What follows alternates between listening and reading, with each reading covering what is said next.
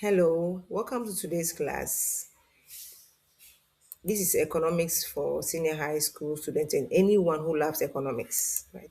So if you know you have not subscribed, please subscribe to my channel and then like my videos so that anytime I upload any new class, you watch it. And remember, it is for free, right? So all you need to do is to subscribe and join our WhatsApp channel as senior high economy for senior high school. Yes. Economic for senior. Let's look for economic for senior high schools and the SYLECONS. You join that. Yes, today's class is going to be on tools and economic analysis. You know, you did a part one in your first year, so this is the second year, a continuation of what you did in the first year. So we have tools in economic analysis, right? Let's see what we mean economic tools. But before that, let's draw our attention to some things around us. For instance, you know that before you do any job, you need the tools. Once you have the tools, doing the job becomes very, very easy. So let's say as a student, what are the tools that you need? You need your textbooks, you need your exercise books, you need your notebooks, and then you need your pen, your pencils. Once you have all those things, it makes it easier for you to be able to achieve your aim as a student. So you need notes to write. You pick your pen, right? So let's assume that you're a student and you need a note to write and you don't have a pen, you don't have a notebook. It means some of the tools are missing. Once you don't have your required tools that make your work easier for you as a student, then it becomes difficult for you to achieve your main aim, which is passing your exam and then learning some relevant skills from the course or the subjects you are studying. Just as other jobs, for instance, let's take carpentry. Carpenters, we know they manufacture furniture, right? So they need to make their job easy for them to achieve their aim at making sorry, nice furniture. What they need, some of the tools they need are, you know, that they need saw to be able to cut. They need their hammer if they want to nail things into whatever they are manufacturing, and then they need other stuff, right? The main aim of having those tools is to make sure that it makes their work easy for them, very, very easy for them to achieve. Because without those tools, there's no way you can manufacture what you want to manufacture. So, just as a student, without your tools like your book, your textbooks, your notebooks, your pen, your pencils, your exercise books, you will not be able to do your job as a student, right? And at the end, it's going to affect your performance, your exam you will not pass, the skills you want to acquire become difficult for you, right? So that tells you that tools are very, very important. So in economics, we have tools, right, that we use that makes the subject very, very easy for us. So let's see what we mean first by economic tools, and then I'll tell you some of the tools we use as economists. Okay, so let's see what we mean by economic tools. So economic tools are methods, techniques, or instruments used by economists, policymakers, businesses, and researchers to analyze economic data, understand economic phenomena, and make decisions. So I'm reiterating again that economic tools, right? They are methods, they are techniques, they are instruments used by economists, policymakers, businesses, and researchers to analyze economic data, understand economic phenomena, and make decisions. So if economists want to analyze data, they need methods. What are the easier way for them to use? So those methods are some of the tools, right? So they want to use, for instance, if you're a student and you want to know that chew and pour, you chew your thing and pour it. That's a method for you to learn. That become one of your tools, right? That you use. So in economics, we look for methods. What are some of the methods that we can use to easily help us easily understand, maybe for instance, the problem we're having at hand, or a certain method we need to solve a particular solution, economic solution that we have at hand. That method or those methods are called tools, right? Techniques. What are the ways that we do, right? So any ways that we adapt, any techniques, any styles that we adapt are also tools.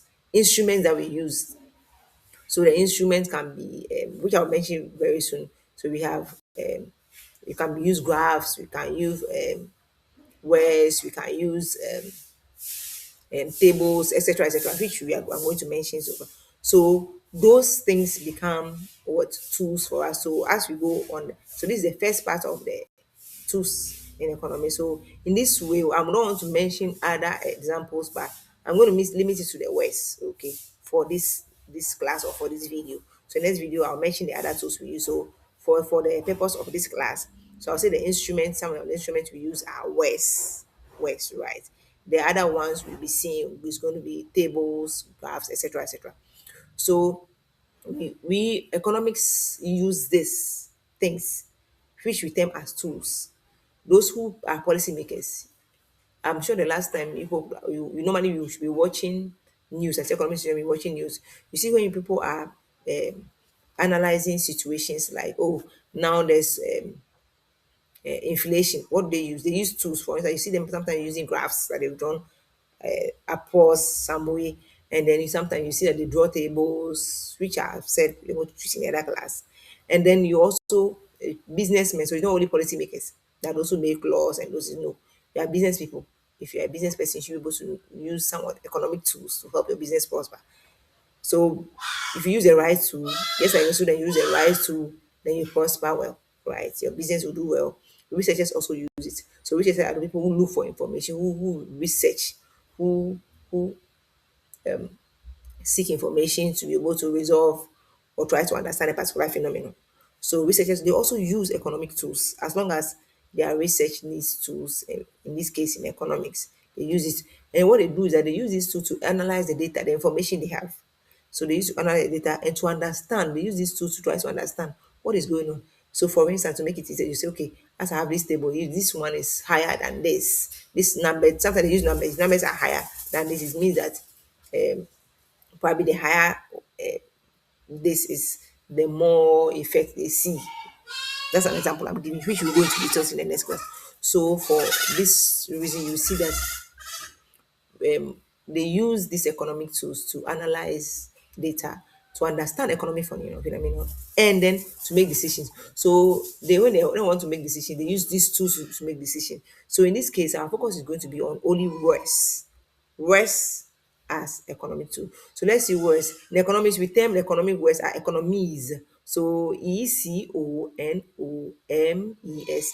economies. So economies, if I'm pronouncing it well, right? So there are words we use in economy. So we want to find out what do you mean by economies.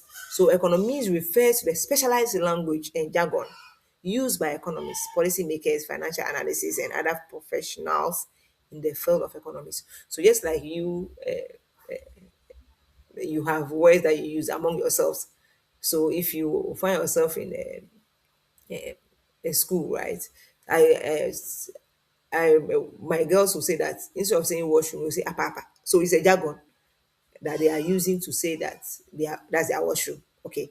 So just as you use jargons to be able to represent words, things that you want to um, people to understand in your field. So if you go elsewhere and you use apapa, someone will ask you what is apapa?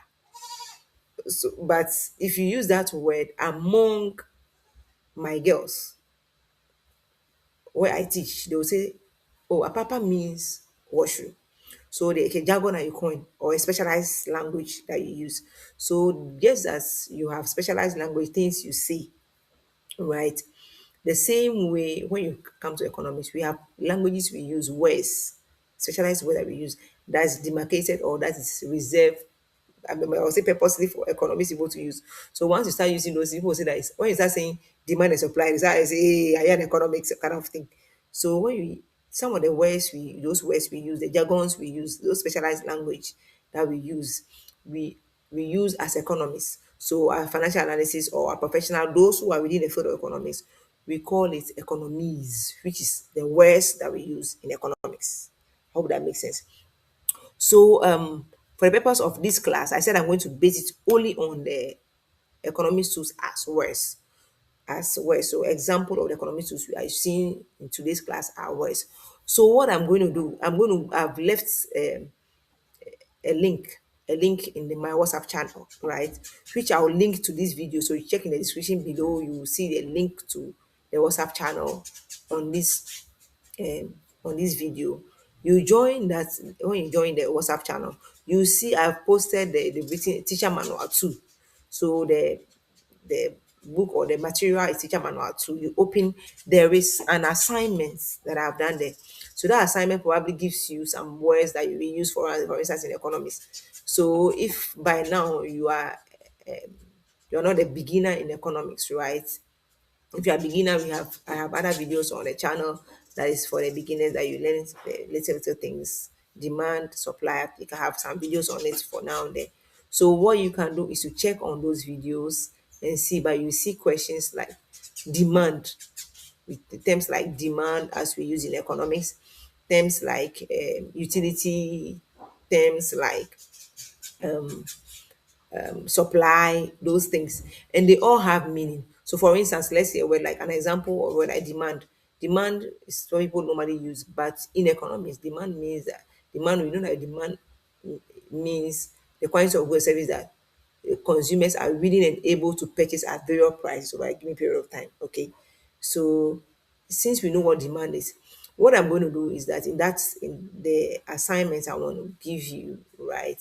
You go through those assignments, you will see that we've written words, written there are words that are written there.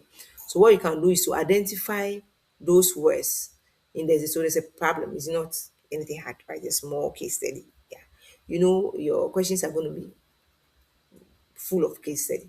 So just read through. When you read through each of them, you should be able to link them to say that okay, if I say demand, demand probably will mean the various goods services that consumers are really able to purchase at the various prices.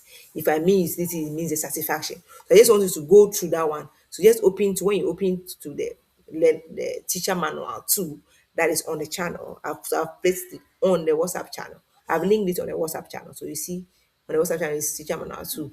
Those who are not on the channel, WhatsApp channel yet, I'll link the WhatsApp channel to the video below. So you click on it and then you will see the the material teacher manual 2.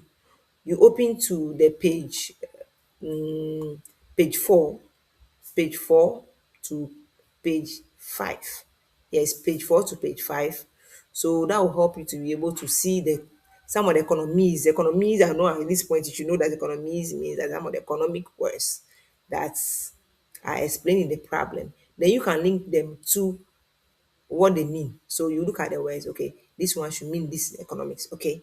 So I want you to do that so that by the next class that you will see or the next video, you will understand more on the tools in economics that we use in economics. So as I said today, we have learned that the tools in economics are many, right? And they are the things that the methods, the techniques, instruments used by economists, policymakers, businesses, and researchers to analyze economic data, understand economic phenomena, and make decisions. So, based on this class, we limited the example of the tools that we use on words. So, example we use today is on words. The next example we're going to use is going to be on the graph, on the infographics. So the next class we're going to limit ourselves to those examples. So the class will not be too long. So if you have any questions, please make sure you put it in the comment section for me, and I will gladly answer you. If there is anything you didn't understand, just let me know and I will answer you. As I said, you can follow us on WhatsApp on Economics for Senior High School WhatsApp channel on Economics for, just look for the channel and key in Economics for Senior High School.